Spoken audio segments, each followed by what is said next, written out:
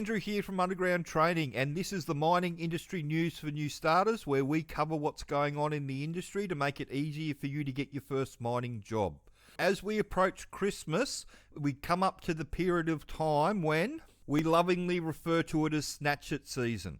So what happens is that you get a whole heap of miners decide that because they can't have Christmas and New Year off, that they're going to quit or snatch it, have the time off, and then they look for a new job in the second week of January.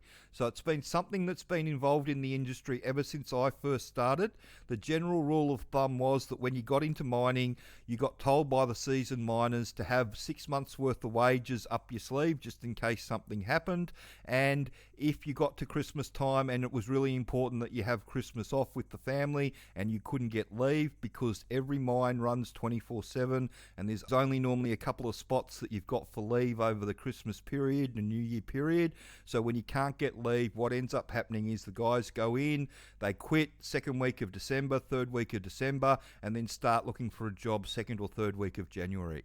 You can do that when there's lots of jobs around like there is at the moment. You can't do that when there's no jobs. So this snatch it season's going to be particularly brutal for the employers because there's so many jobs around. And if we jump over to Seek and we type underground in, you'll see all the jobs come up. And every one of these nipper and truck and off-sider jobs, they're all entry level.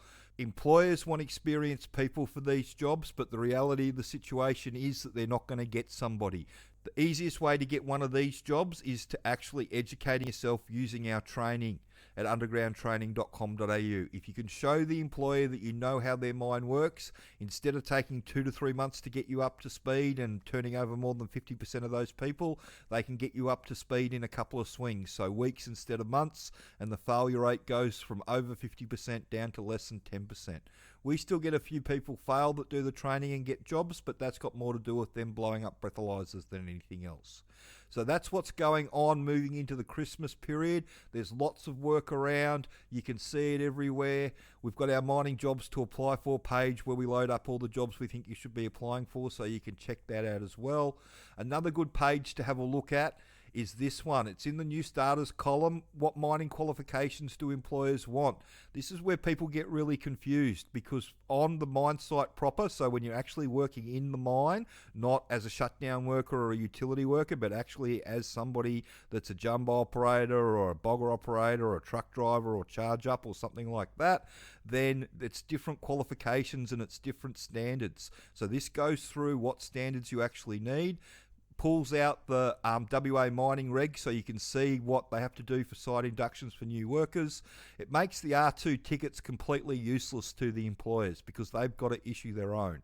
That's one of the reasons why we wrote the training back in the day. We just got sick of people turning up and not knowing what they were getting themselves into. And if you want a mining job, the secret to getting a job is being able to speak their language. When you can talk to them about how it all works and you've got confidence in what everybody does, the procedures and using the correct terms and the culture, this is the way that you're going to get your job because there's just jobs everywhere. If we come over to the next page, which is the one above, how to get a mining job on a gold mine, you'll see that it goes through a step-by-step plan and it's got a career pathway that shows you where you can start on a truck and end up on a jumbo, all the jobs that you need to know, how to get one, how to use the training, what you're doing. This is how they're going to train you on site. If you do the DIY, this is full instructions on how to redo your resume and all that sort of stuff.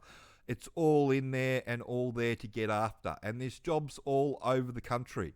So this is the map of Australia with all our gold and copper mines loaded up on it. And as you can see, there's work in every state in the country and everybody's having to put people on.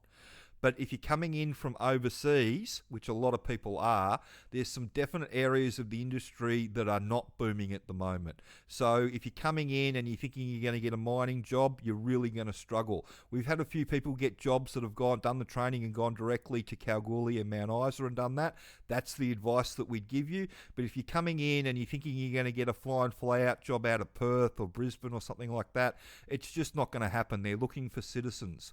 Where they're looking for working holiday visa people seems to be in the utility work and the shutdown space. So if you type shutdown utility in and give it a spin, you'll see all the jobs come up. And I've talked to a number of people lately that work for this company, and they've all had the same thing to say, that, you know, being an Australian citizen is in the minority. The majority of people that they're hiring are for working holiday visa people from overseas. And if you've been in the industry for any length of time, you understand why they're doing that. Because when they get an Australian in for one of these jobs, the primary focus of the Australian or the New Zealander doing one of these jobs is to use this as a stepping stone to get into a mining job. If they use working holiday visa people, they don't have to worry about that. The mining companies don't want them, so they're stuck with the utility job. And once they work out they're stuck with the utility job, unlike the Australians, which normally quit and go and chase their mining job, the working holiday visa people will keep going with this job because it's paying them good money. They'll save their money and they'll continue on their holiday. So moving forward, you can see why these companies are all using working holiday visa people to fill their ranks, because it's saving them a lot of money. And it's the same thing with the shutdown work. So if you type shutdown FIFO in, not that there's a lot of work around and there's an oversupply of experienced people to draw upon, but as you see, the wages are way down on what they used to be. They're significantly less.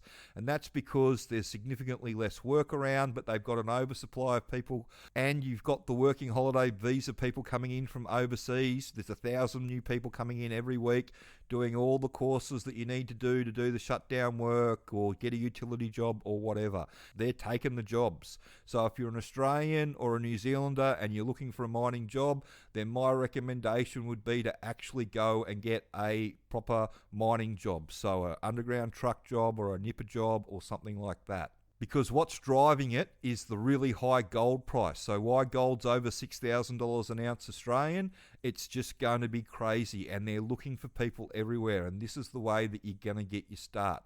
You can use the training at undergroundtraining.com.au. So the DIY package is $495. Full instructions on how to redo your resume and interview prep in there.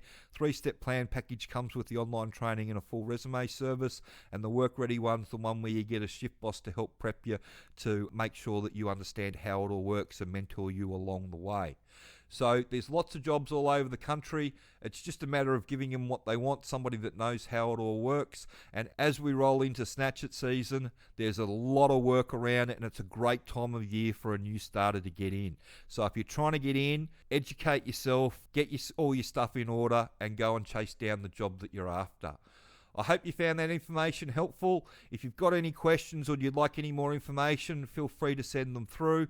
You can check out the training at undergroundtraining.com.au, and if you want to talk to somebody that knows how the industry works, the phone number's at the end of the video.